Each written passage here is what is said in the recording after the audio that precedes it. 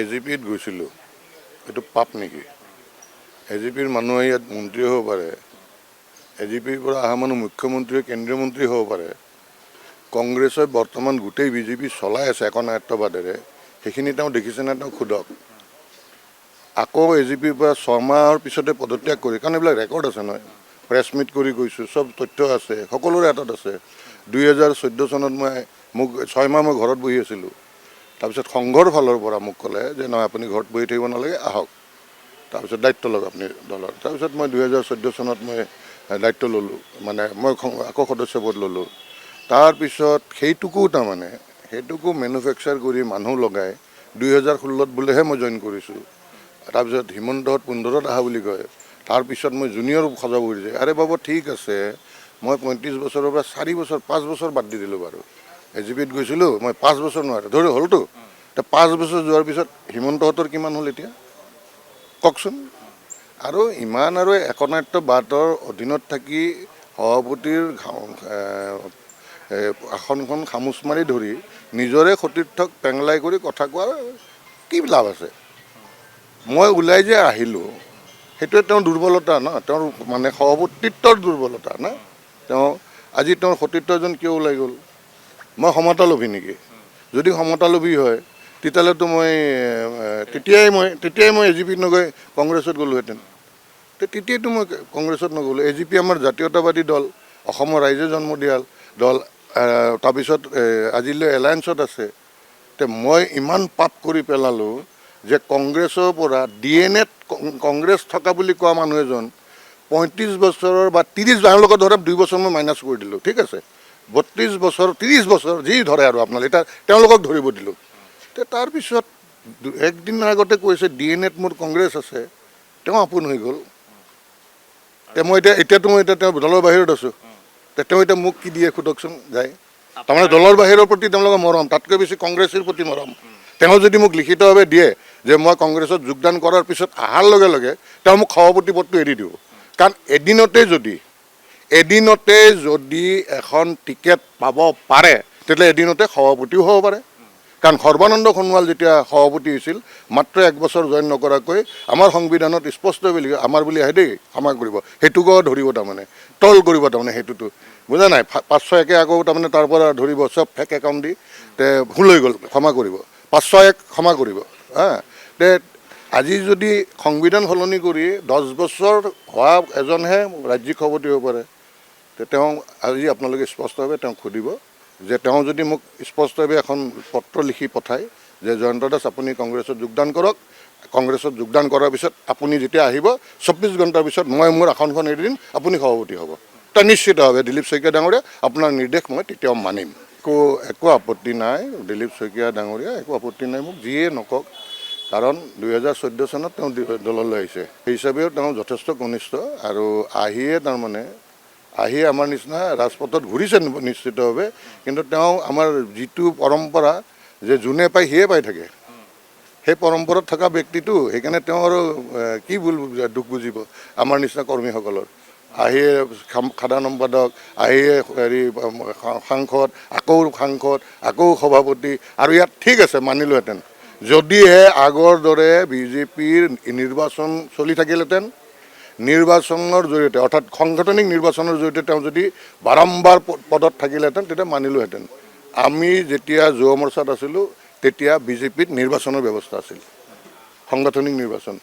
আৰু সেই সাংগঠনিক নিৰ্বাচনৰ লাহে লাহে পৰম্পৰাটো নোহোৱা হৈ গ'ল। এতিয়া যাক মন যায় তাকে দি দিয়ে, আৰু যোনে তৈলমৰ্দন কৰিব পাৰে, যাৰ মেৰুদণ্ড নোহোৱা বুলি এক্সৰে ৰিপৰ্ট জমা দিব পাৰে আমাৰ হিমন্তৰ ওচৰত, তেওঁ এতিয়া যিকোনো পদ পাব পাৰে। এতিয়া ওৱান মেন আৰ্মিৰ দৰে, তাৰমানে এজন লিডাৰৰ আণ্ডাৰত গোটেই বিজেপিটো চলি আছে। সেইকাৰণে তেওঁ যেতিয়া যি নিৰ্দেশ দিব সেইমতে বাকীখিনি চলিব। এটা কথা আপোনালোকে সুধিব, একান্ত ব্যক্তিগতভাৱে তেওঁ যেতিয়া মোক কৈছিল 1 বছৰ তাৰমানে সভাপতি হৈ, জয়ন্ত দা আপুনি ডিমৰীয়া নাযাব, বোলো কিয় ক'লা? মই এনেই জানিব কাৰণে এটা উৎসুক হয়তো, তুমি কিয় ক'লা এনেকৈ? কৈছে নহয় দাদা, সেইটো এজিপিত দিয়াৰ সিদ্ধান্ত হৈ গৈছে। আচৰিত কথা, তাৰমানে 1 বছৰ আগত। তাৰপিছত তাৰমানে সভাপতি হোৱাৰ পিছত, এতিয়া 1 বছৰ হ'ল নে নাই নাজানো, মই ইমান হিচাপ কৰি থকা নাই।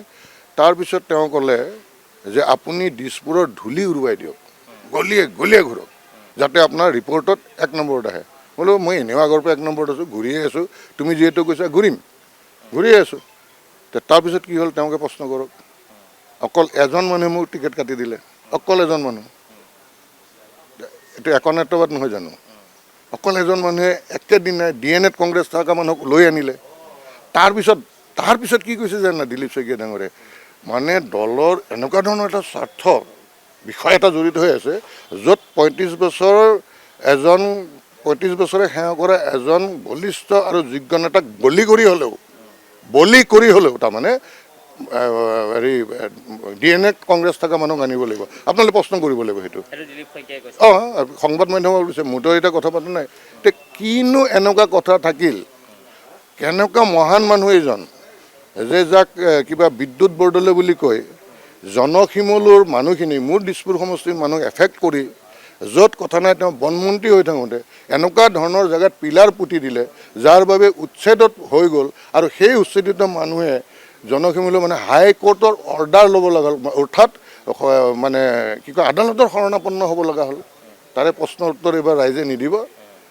সেই মানুহজনৰ নাজানো ভাই, আটাইতকৈ যিমান দাগী বদনামী আছে সেইসকল আজিৰ তাৰিখত বিজেপিৰ আটাইতকৈ আপোন। আৰু আটাইতকৈ যাৰ একো দাগ নাই, এতিয়াতো মোক বিৰাট চেষ্টা কৰি আছে, কি ধৰণৰ ক'ত ফচাই নাজানো দেই, আপোনালোকৰ জৰিয়তে কৈছোঁ। ক'ৰবাত মোক ড্ৰাগছৰ লগতো পেকেট দেখা পাই যাব পাৰে গাড়ীত, ক'ৰবাত টকাৰ টোপোলাৰ পেকেটৰ সৈতে দেখাব পাৰে, কোনোবা মহিলাই মোৰ গতে আজিকালি এয়াৰ যুগ ঘপকৈ তাৰমানে এনেকুৱা ফটো দি দিব পাৰে। ৰাইজ পতিয়ন নাযাব, কাৰণ মই জানো মোক এই 20 দিনৰ নিৰ্বাচনী প্ৰক্ৰিয়াৰ পৰা দূৰত ৰখাৰ ষড়যন্ত্ৰ চলি আছে, যাতে মোক এনেকুৱা এটা কথা কৈ দিব যাতে আপোনালোকে মোক ঘিণ কৰে, লেইলেই চাই কৰে, আপোনালোকে এইখিনি বুজাওঁতে মোৰ নিৰ্বাচন পাৰ হৈ যায়। আৰু সেইকাৰণে মোৰ বিৰাট ষড়যন্ত্ৰ চলি আছে। আৰু মই সেইকাৰণে কৈছোঁ যে যিয়েও আৰু যিনে দৌ ভাই তহঁতৰ মতে চল। আৰু মোৰ যিটো কটাক্ষ কৰিছে, বেলেগে বাছি দিয়া ভাত খোৱাৰ আজিলৈ খাই পোৱা নাই, মানে সাংগঠনিক ক্ষেত্ৰত কৈছোঁ, বেলেগে পাৰি দিয়া চেয়াৰত বহি পোৱা নাই। নিজ কষ্টৰে দলটোত এই কাম কৰিছিলোঁ, শূন্যৰ পৰা দলটোক আগুৱাই আজি আনিছোঁ। কাৰো অনুগ্ৰহত আজিলৈ মই তাৰমানে দায়িত্ব লৈ পোৱা নাই। এজনক ওপৰত বহাই দিছে, বাকী তলত চাওকচোন, আপোনালোকে হিচাপ কৰক না, অফিচ বেৰাৰ লিষ্টখন আপোনালোকে হাতত লৈ চাওকচোন। আৰু ক'ত এইটো কোনো বিজেপি হৈয়ে থকা নাই।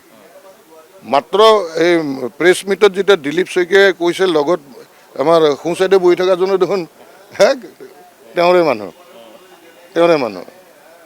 মানে মই চালোঁতো। আৰু বাওঁপিনে যেতিয়া বহি আছে তেতিয়া বেয়া লাগিছে, ইছ ৰাম, ক'ৰ কংগ্ৰেছী এজনে কৈ আছে চুটলিপি আৰু সেইমতে তেওঁলোকে বকি আছে। ইয়াতকৈ দুৰ্ভাগ্যজনক আৰু কাৰ কি হ'ব পাৰে? মই আজিৰ তাৰিখতো ডাঠি কওঁ, আজি মই নমিনেশ্যন স্কুটিনিত গৈ আছোঁ, এই 11:30 বাজিল, আজিলৈ কোনো দাগ নাই মোৰ। আজি আৰু নাজানো, ভগৱানে জানে সেই একনাত্মবাদে ক'ত কেতিয়া কি দাগ লগাব চেষ্টা কৰে ৰাইজ, সেইবিলাক কথাত ভুল নাযাব। আপোনালোকে মানুহ চাই আপোনালোকে ভোট দিব, মই জানো দিছপুৰ সমষ্টি। আৰু অসমৰ ৰাইজক কৈছোঁ, মানুহ চাই ভোট দিয়ক। এই প্ৰতীক চাই ভোট দিলে আপোনালোকে তাৰ পাপৰ ফল আপোনালোকে নিজে ল'ব লাগিব। এনে সঁচা কথা ক'ব গ'লে মই যিটো ফিডবেক পাই আছোঁ, গলিয়ে তাৰমানে ধৰক মোৰ ইয়াতো ঘৰ না, মই ইয়াত জন্ম, মোৰতো গোটেই অঞ্চলতে মোৰ সম্পৰ্ক আছে। প্ৰদ্যুৎ বৰদলৈ বহুত পিছত আছে, আৰু মীৰা বৰঠাকুৰ প্ৰদ্যুৎ বৰদলৈকে বহুত আগত আছে। আৰু এটা কথা যে আমাৰ এই একনাত্মবাদে এটাই ভাবি আছিল যে তেওঁ যি সিদ্ধান্ত ল'ব, তাৰমানে যাক দিব তাৰমানে বিজেপিৰ নামত, তাক সকলোৱে তাৰমানে ভোট দিবই বুলি, তাৰে প্ৰতিফল এতিয়া তেওঁ উপলব্ধি কৰিব যে সেই বস্তু হৈ থকা নাই। হয়তো ফিল্ডত ঘূৰা হৈ আছে, তথাপিও অহাকালিৰ পৰা ফিল্ডত আকৌ সেই ড'ৰ টু ড'ৰ সৰু আৰু মিটিং, ডাঙৰ মিটিঙত মই নাযাওঁ, সৰু মিটিং ৰাইজৰ পৰা যথেষ্ট বিচাৰিয়ে আছে। মই এই 2 দিন ধৈৰ্য ধৰক, কাৰণ এই স্কুটনি পৰ্বটো মোৰ পাৰ হ'ব লাগে। সেইকাৰণে আজি আমি এতিয়া দিনতে মোৰ যিমান শুভাকাংক্ষী আছে আহিব অলপ পিছত, মই কোৰ্টৰ পৰা অহাৰ পিছত তেওঁলোকৰ লগত বহি আমি আজিৰ পৰা ৱাৰ্ড ভগাই দিম। ইয়াত আৰু কোনো মানুহ নেদেখে, আৰু আজিৰ পৰা অহাকালিৰ পৰা ইয়াত মানুহ নেদেখে দিনত, ৰাতি দেখিব। সকলোকে ৰাতি 10 বজাৰ পিছত মাতিছোঁ। দিনটো আমাৰ ড'ৰ টু ড'ৰ কেম্পেইনিঙৰ এটা প্লেনিং হ'ব। সেইখিনি হিচাপে মই অহাকালিৰ পৰা লাগব।